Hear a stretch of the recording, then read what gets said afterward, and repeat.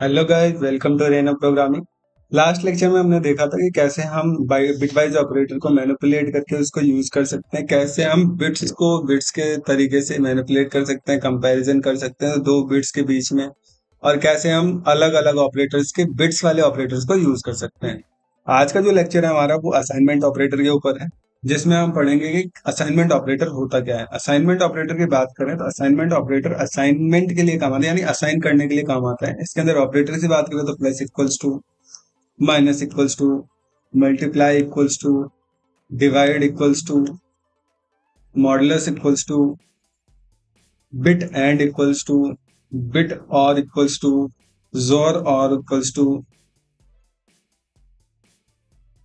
ये होते हैं हमारे असाइनमेंट ऑपरेटर। इनका अगर हम बात करें कि ये काम कैसे करते हैं तो देखो, असाइनमेंट की बात करें तो असाइनमेंट तो हमारा सिंगल इक्वल्स टू होता है। सिंगल इक्वल्स टू असाइनमेंट का मतलब क्या होता है कि जैसे हम कोई भी राइट साइड की वैल्यू है, हमारे पास राइट साइड की वैल्यू है और ये लेफ्ट साइड का हमारे पास वेरिएबल है, तो जो भी हमारे पास लेफ्ट साइड में वैल्यू होगी, ये वाली वैल्यू जो डेटा के अंदर है ये किसके अंदर जाके स्टोर हो जाएगी, जो भी हमारे लेफ्ट साइड वैल्यू के पास होगा। तो इसी को हम क्या कहते हैं, असाइनमेंट। सेम इसी कंसेप्ट में हमारा क्या काम करता है असाइनमेंट ऑपरेटर। जैसे मान लीजिए हमारे पास क्या है, इंट ए इक्वल्स टू 9 है, और यहाँ पे हम करते हैं इंट बी इक्वल्स टू 10। और अगर हम यहाँ पे करेंगे इंट अपडेट करने के लिए a equals to a plus b, same ये वाली जो चीज होती है यही इक्विवेलेंट है कि हमने ए प्लस बी को क्या किया, ऐड किया, फिर उसके बाद वापस किसके अंदर स्टोर कर दिया, हमारे ए वाली वैल्यू के लिए। तो अगर हम ध्यान से देखें तो ये हमारा लेफ्ट साइड में है और ये वाली चीज हमारे राइट साइड में है, जो कि क्या कर रही है कि हमारा जो भी लेफ्ट साइड वाली वैल्यू है वो वापस से हमारे पास चेंज होके किसके अंदर जाके स्टोर हो रही है, एग्जैक्टली हमारे लेफ्ट साइड वाले वैल्यूज के अंदर। यानी ये लेफ्ट साइड हो गया और ये हमारा क्या हो गया, राइट साइड वाली वैल्यू। तो इसी को हम क्या कहते हैं, हमारा असाइनमेंट ऑपरेटर। ये अलग अलग तरीके के होते हैं, तो हम ये डायरेक्टली हमारे इंटेलिजे पे चल के देखते हैं। जैसे हम क्या करते हैं, यहाँ पे एक नया फाइल बनाते हैं जावा की, new Java class assignment operator. हम यहाँ पे गए, हम यहाँ पे क्या करेंगे, सीधा सीधा अपना मेन कॉल किया।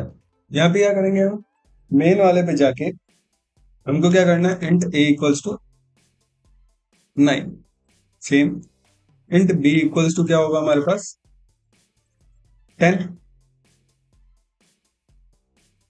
और अगर हम इसको करके देखें ए इक्वल्स टू ए प्लस, तो हमारे पास आंसर क्या आएगा, हमें प्रिंट करके देखते हैं ए को। तो हमारे पास आंसर क्या आना चाहिए, 10 + 9 19। तो अगर हम यहाँ पे देखें हमारे टर्मिनल में, तो यहाँ हमारे पास क्या वैल्यू आ रही है, 90। सेम यही चीज हम किससे भी कर सकते हैं, हमारे असाइनमेंट ऑपरेटर से। देखो हमारे असाइनमेंट ऑपरेटर में क्या है, इसी का शॉर्ट फॉर्म है ए प्लस इक्वल्स टू क्या हो जाएगा, बी। तो यही सेम चीज हमारे पास यहाँ आ जाएगी। अगर मैं इसको बंद करता हूँ और फिर वापस से रन करता हूँ तो हमारे पास वैल्यू अभी भी क्या आएगी, 19। तो हमारे पास क्या आ रहा है, 19। ऐसे हम क्या कर सकते हैं, अलग अलग वैल्यूज को प्रिंट कर सकते हैं। ए माइनस इक्वल्स टू बी,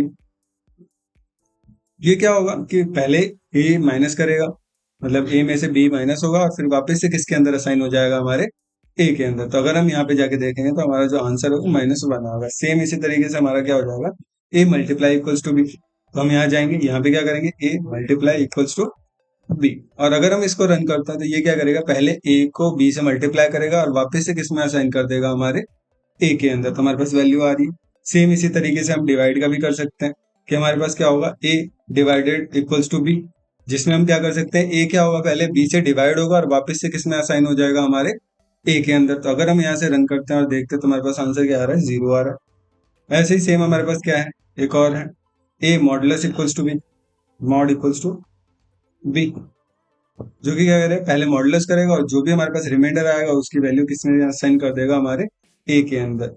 इसके अलावा हमारे पास क्या आता है, जोर वाला था कि जोर भी हम कर सकते हैं। तो हम यहाँ क्या कर सकते हैं, A and bit and equals to B.